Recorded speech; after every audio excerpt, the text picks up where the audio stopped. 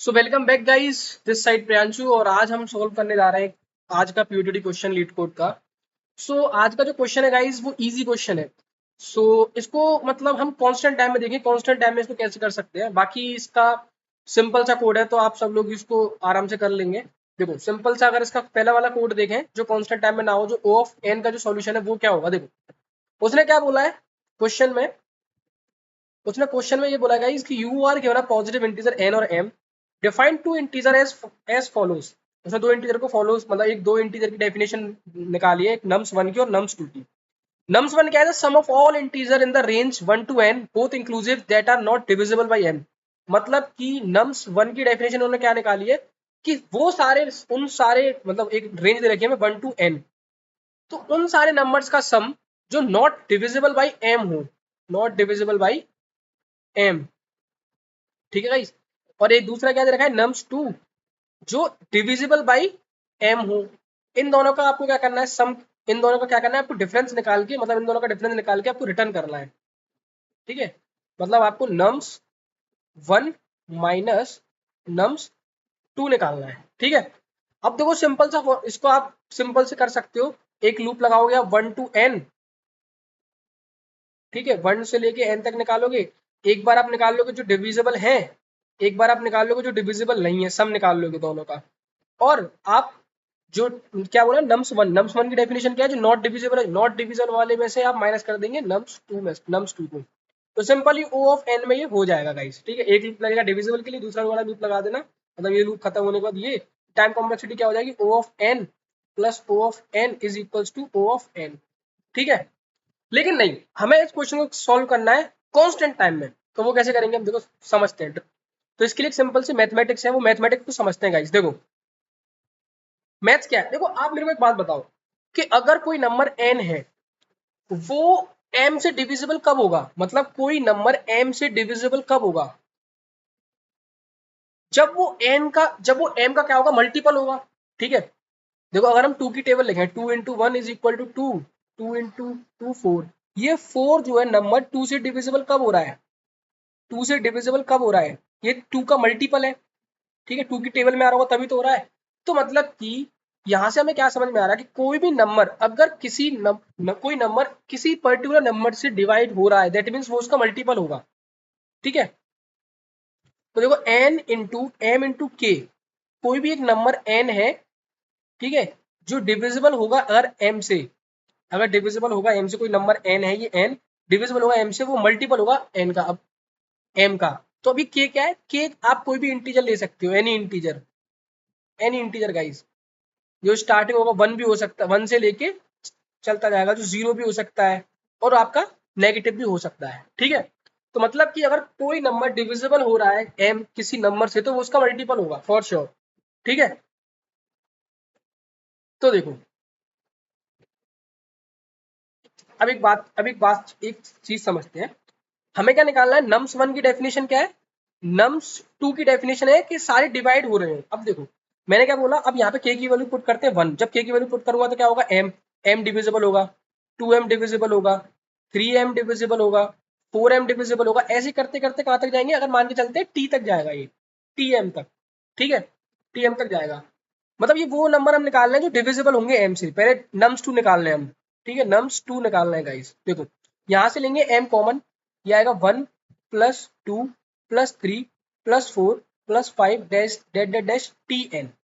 मतलब कि इसका मतलब क्या, कितने नंबर हैं, मतलब ये काउंट है नंबर्स का, काउंट है नंबर्स का कि इतने नंबर्स हमारे क्या है, डिविजिबल बाई m है।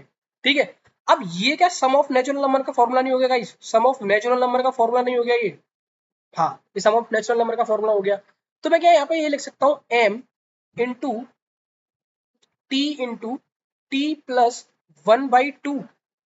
बताओ गाइस, बताओ गाइस, ये मेरा यहाँ से क्या निकल के आया, ये वो, अब देखो अब मेरे पास क्या है इसमें, ये m है, ये t, मतलब कितने नंबर्स डिविजिबल बाई है, कितने नंबर। अब देखो एक और फॉर्मूला होता है गाइस जो आपको याद रखना है, इंपॉर्टेंट फॉर्मूला है ये।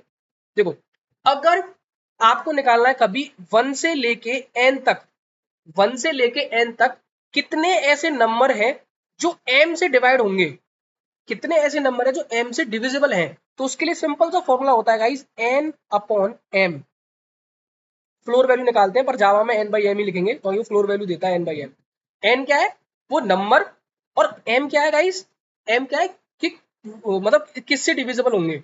तो कभी अगर आपको 1 से लेके n तक ये पता करना है कितने ऐसे नंबर होंगे जो m से डिविजिबल होंगे, तो टोटल मतलब जितना नंबर है अपॉन m कर देंगे, तो ये वो काउंट निकाल के देगा, ये काउंट निकाल के देगा, काउंट, ये काउंट निकाल के देगा from 1 to n, from 1 to n कितने ऐसे नंबर है जो डिविजिबल होंगे m से।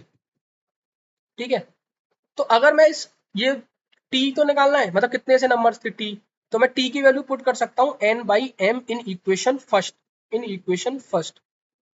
ठीक है, इसको मान लेते हैं इक्वेशन नंबर फर्स्ट जो हमारी नम्स 1 है। ठीक है गाइस, ये हमारी नम्स 1 है। अब देखो, अब नम्स 2 की डेफिनेशन क्या है, नम्स 1, नम्स 1 की डेफिनेशन ये है गाइस कि not divisible bye, not divisible by m, not divisible by m।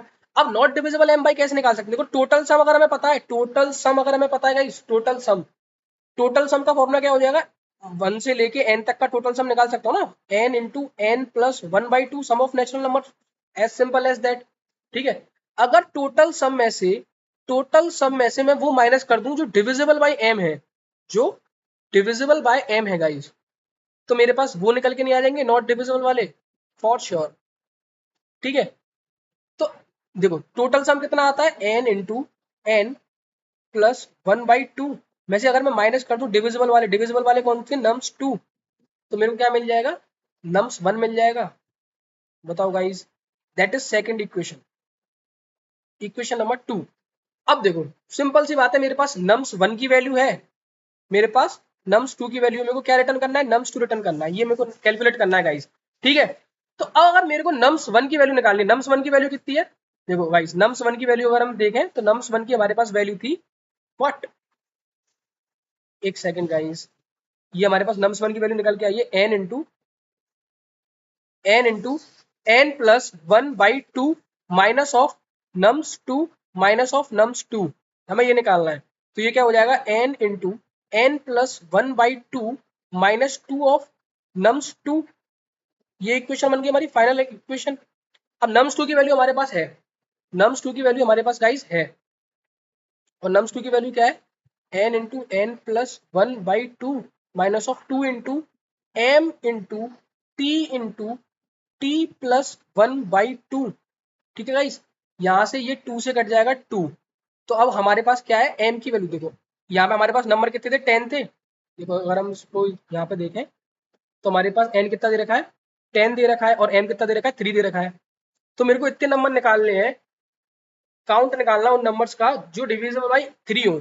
तो मैंने क्या बताया था, इतने नंबर कितने नंबर होंगे, 3 नंबर आ जाएगा। ठीक है, तो यार t की वैल्यू हम पुट कर देंगे, t की वैल्यू हमारे पास आ गई 3।